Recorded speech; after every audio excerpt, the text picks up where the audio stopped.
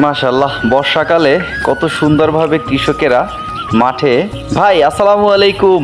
ওয়ালাইকুম সালাম। কেমন আছেন ভাইয়া? এই ভাই ভালোই আছে আলহামদুলিল্লাহ। আচ্ছা, এটা আপনি কি করতেছেন আমার দর্শকের একটু বলবেন? আমি ধানের বীজ বপন করতেছি, ধান গাছের। আচ্ছা, এই ধানটা আপনি কিভাবে এরকম এটা কি গছ হয়েছে তাই হ্যাঁ, না? এটা গছ হয়েছে। কিভাবে হয়েছে ভাই একটু বলেন। এই ধানটা পানির ভিতরে ভিজে রাখছিলাম, হ্যাঁ। একেবারে উপরে উঠাইয়া জি। তারপর আবার 2 দিনে জাগে রাখছিলাম।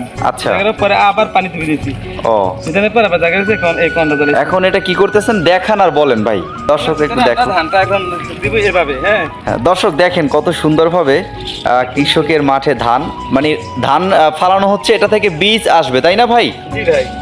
ওই তো আমার আর ওই ক্ষেতগুলো বীজ হইছে, হ্যাঁ। তো বীজ আমার হইবে না এবছর, বর্ষা তো বেশি হইতে বীজ নষ্ট হয়ে গেছে বেশি। অসাধারণ একটা দৃশ্য। আমার এই ভাইয়ের জন্য দোয়া করবেন যেন তার বীজগুলো অনেক সুন্দর হয়।